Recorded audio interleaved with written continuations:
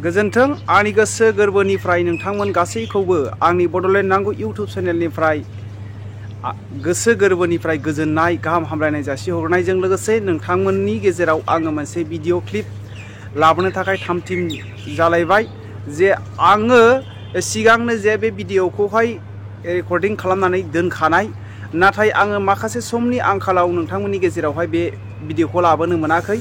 दिनै अमर सिंह ब्रह्मआ राकेश ब्रह्मखौहाय बोरमा सिखाव होननाय मानो थाखाय बोरमा सिखाव होनदों होननानै बुङोब्ला प्रमद बर'खौहाय जेबो रोङा इडियट होननायनि जाहोनावहाय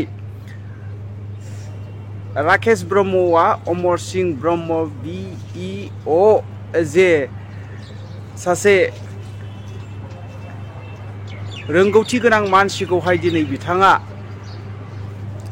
दिनैहाय गोबां सोंखारिलायनायनि गेजेरजोंहाय दिनैहाय लाजिनांनाय मोननानै दिनै अमर सिंह ब्रह्मआ दिनै राकेश ब्रह्मखौ बोरमा सिखाव फाग्ला जादोंमोन। सिगां बियो जेबो रोङा आरो गाव बेसेबा गोजौ थाखोनि होननानै बिथांनि जे बाथ्रा बुंनाय आरो दिनै राकेश ब्रह्मआ बुंदोंमोन दिनै गासै रिटायार जाखांनायनि उनावहाय आरो गासै गावनि न'खरखौ सिबिखांनायनि उनावहाय दिनै बबे जायगानिफ्राय बिथाङा ओंखारबोखो बेबायदि बाथ्राखौ दिनै लाजिनानै दिनै अमर सिंह ब्रह्म बिथाङा बेबायदि बाथ्राखौ बुंदों खोमा होननानै आङो सानदों।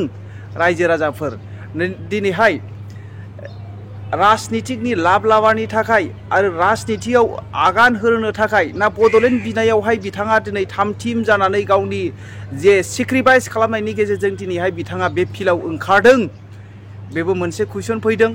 बिथाङा मोजांनि थाखाय ओंखारदोंब्ला बे जाहैबाय आरो मोनसेया जाहैबाय बिथाङा गावनि पलिटिकेल लाब लाबानि थाखाय जुदि राजनितिकआवहाय गावनि गासै साख्रि मावखांनायनि उनाव रिटायारनि उनावहाय बे ओंखारबोदोंब्ला आङो गोरोन्थि होननानै सानो। रायजो राजाफोर दिनै बिथाङा मा बुंनो हास्थायदों बिथांनि माखासे बुंनाय बाथ्राफोरखौ नोंथांमोनहा खोनासंनानै कमेन्ट खालामहर। रायजो राजाफोर गावनि लाब लाबानि थाखाय खालामदोंना जोंनि बर' हारिनि थाखाय बिथाङा दिनै ओंखारबोदों नोंथांमोना खोनासंनानै नाय। बेहा जेबो भित्ति गैया आरो बिथाङा आंखौ बुंबोदों जे आंनो जौ फाग्ला जौ लोंनानै लामायाव गोलैनानै थायो बिराद मिथ्या खोथा। बियो 7 बोसोर 7 बार जोनोम लाबाबो बेखौ प्रुफ खालामना होनो हाया। हिनजावनि दावरावनिबो बियो 7 बार जोनोम लाबाबो बियो होनो हाया।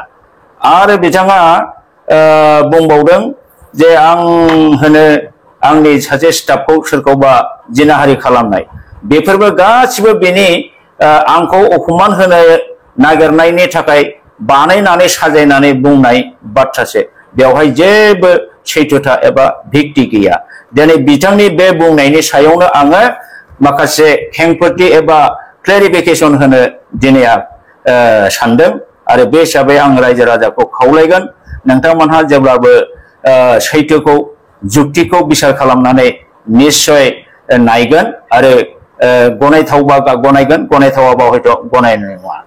थांनाय 18 आगस्टआव आङो बिथां प्रमद बर'खौ BTC नि आन्डाराव 2003 नि BTC जे एकर्ड जादों बेनि 6 शिड्युलनि गासिबो प्रभिजनफोरखौ लाबोनानै खामानि मावफैनो हायाब्ला एपइन्टमेन्ट होनाय स्किम सेलेक्शन होनाय ग्रेन्ट होनाय बेफोर खामानिखौ मावफुंनो हायाब्ला 31 डिसेम्बरनि गेजेराव नोंथाङा रिजिगनेशन होनांगौ मानोना नोंथाङा जेबो खामानि गैया।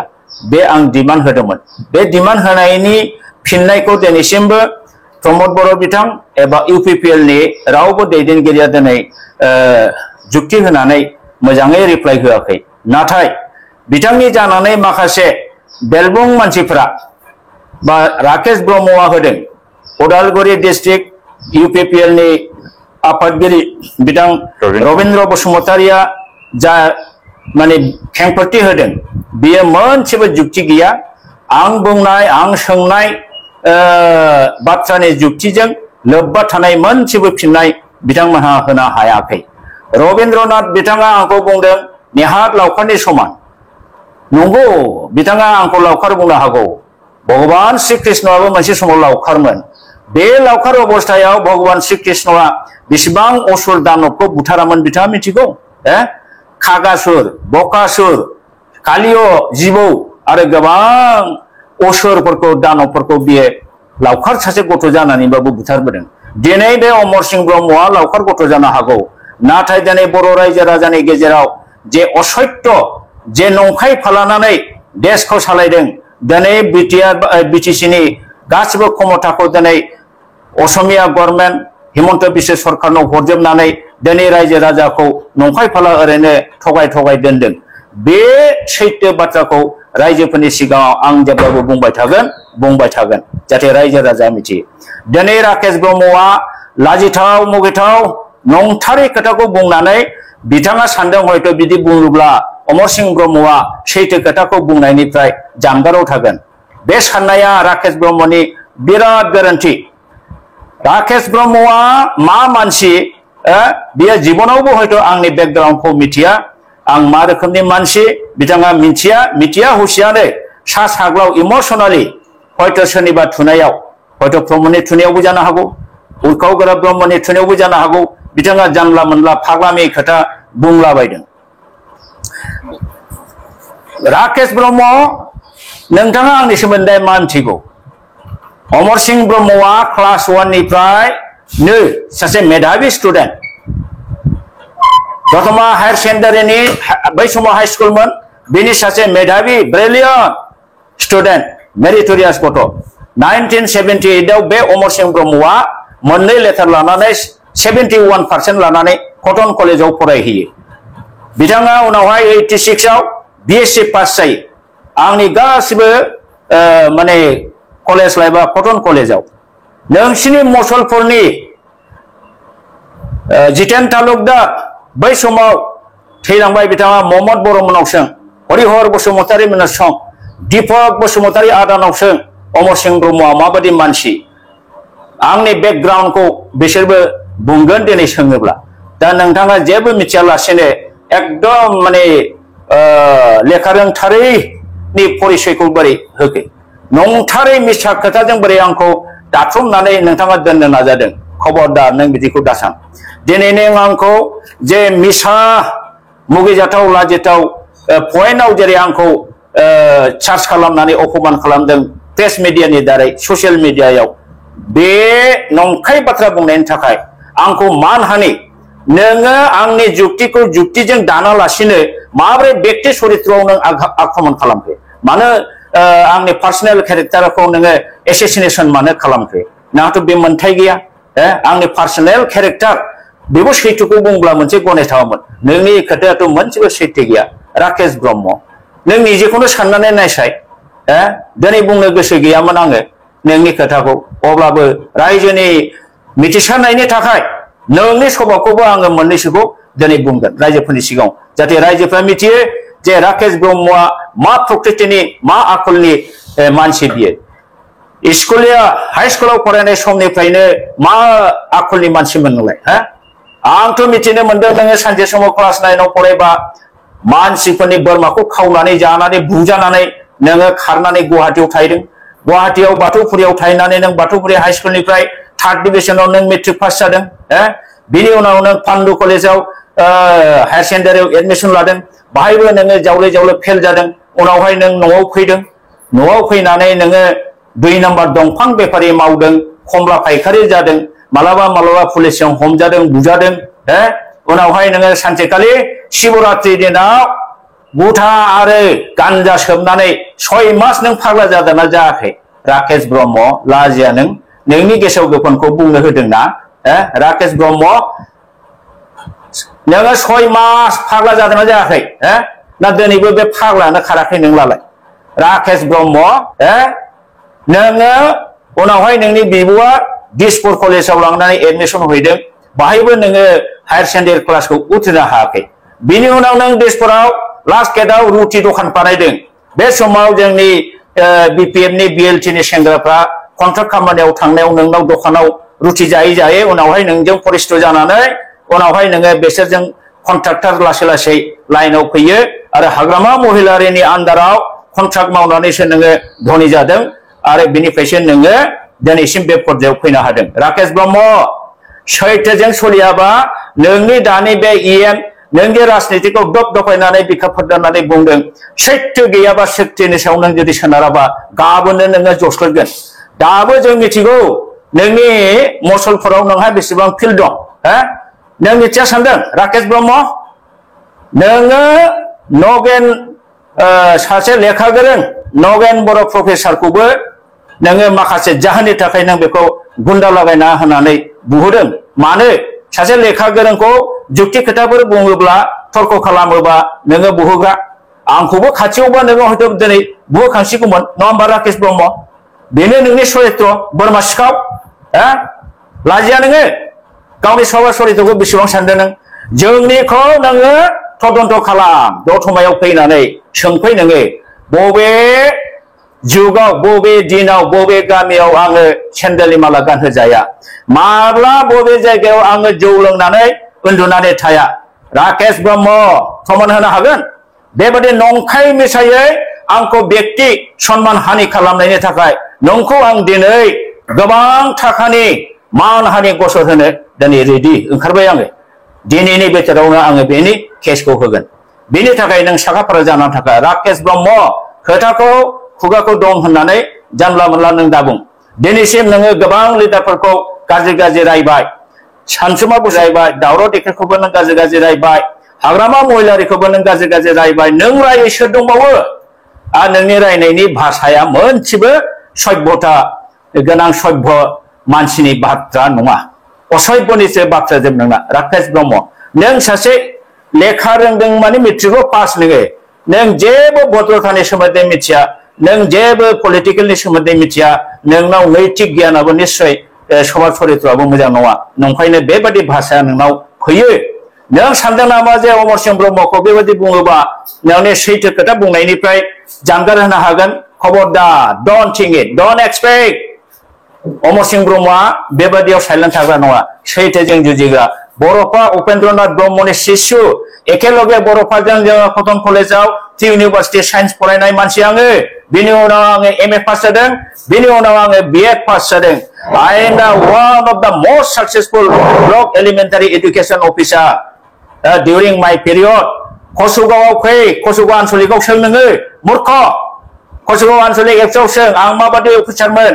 दिनैसिमबो कसुगाव रायजो राजाफ्रा आफसोस खालामो बिनि उनाव आं गसाइगावआव बिअ जाहैदों गसाइगावनि स्टाफ गसाइगावनि रायजो मास्टारफोरनाव सोङै राकेश ब्रह्म मास्टारफ्रा अफिसार अफिस स्टाफआ मा सार्टिफिकेट होयो दिनैसिम बिथांमोनहा आफसोस खालामो बले सारबादि आरो जोङो अफिसार जिबनाव मोनला आंनि बे साक्सेसफुल गुड एडमिनिस्ट्रेटर बे एथ' मोजां नाम सुनाम मोननाय बे नामखौ नोङो दिनै नंखाय खोथा असैथ' खोथाजों आंखौ दानख्लायनो नागिरदों नङा होमबा राकेश ब्रह्म जाफुङा सैथोआ जेराव गैया बे मालाबाबो देरहासारा नोंनो असैथोजों सोलिनायनि बावला नोङो जलदब गोलैनोसै दिनै नोंनि एगेन्स्टै नोंनि समस्थिनि मानसियाबो दिनै गासिबो बिर'धि नोंनाव लोगोआनो गैला नों लाजिया नोङो सोर दंबावो नोंजों सासेल'सै नोंजों बापन बर' होननायल'सै बाद बाखिया गासिबो नोंजों आलादा जाजोब्बाय नोंनि सभाब सरित्र थिग गैयिनि थाखाय नोंनि खोथा बाथ्रा थिग गैयिनि थाखाय राकेश ब्रह्म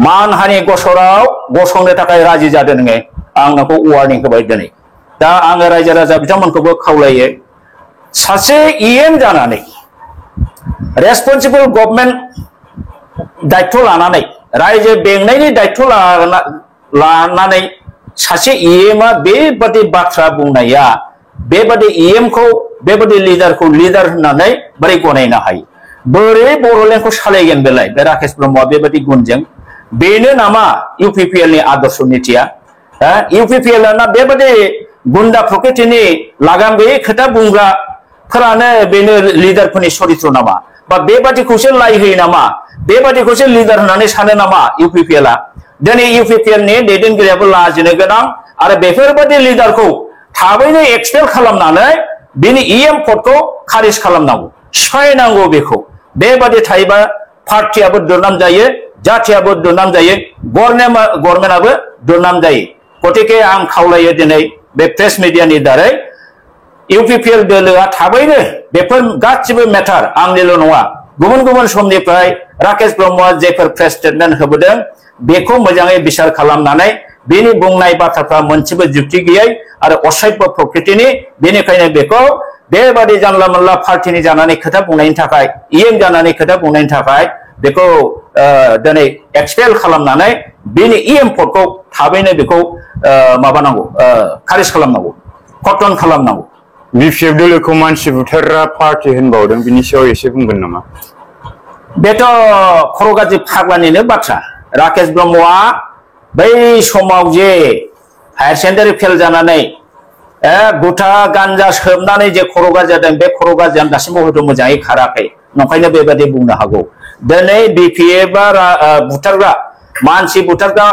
हानजा बा पार्टी बोरै बुंनो हागौ मा प्रमाण दं बेहालाय नोङो प्रमाण होनो हागोन राकेश ब्रह्म सोरखौ बिपिएफआ माला बुथारामोन बिसोरथ' नागारनाय नङा दिनै बिपिएफआ निश्चय बिथांमोनहा अलरेडि गोबां थानायाव केस होबाय आं खोनादों बे केसफोरखौ जुजिनो बे साखाफारा जागाथों बेबादि दिनै एसे पावाराव मोनदों होननानै जानला मोनला गुबुन पार्टीखौबो बखिलाबायनाय बे बिराद मुगैजाथाव हाबा आरो सासे इएम जानानै बेबादि जानला मोनला अगणतान्त्रिक खोथा आनपार्लामेन्टारियान वार्डफोर बाहायनाय बे जोबोद मुगैथाव आरो लाजिथाव आरो बेफोरबादि मानसिखौ इएमआव दोननायनिखौनो जुक्ति गैया इउपिपिएलआ जुदि इउपिपिएलआ मोनसे मोजां राजनिति हानजाबा राकेश ब्रह्म बादिखौ थाबैनो एक्सपेल खालामनांगौ आरो नङाबा इउपिपिएलनि अबस्थायाबो खिन्थु गाज्रि जागोन बिटिआरनि इएम राकेश ब्रह्म बिथाङा अमर सिं सारखौ बेबायदिनो हिनजावनि केसआव रायजोफोरजों हमनानै मालाबा सेन्देलनि माला गानहोजादों होनदों नोंथांमोननि मोनथिनायाव नंमारगौ नामा आङो कदमतला गामिनिनो गाहाय गार्जेन सासे मुरब्बी मानसि आंनि आमोलाव आङो 27 बोसोर गावबुरागिरि खालामबोदों अमर सिं ब्रह्मआ आंनि गामिनिनो सासे सोद्रोमा बिथांनि आखल आखुनि बिथोराव जिउ जारिमिनाव आं खुनुदिन जिबनाव बेबायदि बिसार आसार खालामबोनोबो मोनाखै आरो बिदि माला गानहोजानाय बिदि माबा गाज्रि केसआव जड़ितखौ आं बिसार खालामबो मोनफेराखै आरो नुफेराखै खोनाफेराखै बिथांखौ जे नंखाय बाबै सासे इएम जानानै बेबायदि बरनाम खालामदों बिनि सायाव नोंथाङा निन्दा होनो सानो नामा औ आं बे आखलखौ बे खोथानि फराव बेस खालामनानै बुङो बे नंखाय जाथारै बाथ्राखौ सावरायनाया सासे समाजगिरि मानसि दैदेनगिरिनि हाबाफारि नङा आरो बिथांनि बे बाथ्राया अजुक्तिकर माबा मोनसे षड्यन्त्र खालामनानै बुंनाय बायदिसो मोनदों ओंखायनो बिथाङा बेबायदि बाथ्राफोरखौ बुङालासिनो मोजां दैदेनलायनायनि गेजेरजों समाजखौ दैदेनलांनो हानायासो मोजां होननानै आं सानो बर' समाजाव बेबायदि दैदेनगिरिनि गोनांथि दं नामा जाय आरजाथावै बाथ्रा बुङो बेबायदि आरजाथावै बाथ्रा आं दिनै अनेक बोसोर 88 बोसोरनि बैसोनि गेजेराव बेबायदि आरजाथावै बाथ्राजों बर' समाजखौ दैदेननाय लिडारखौ बा नेताखौ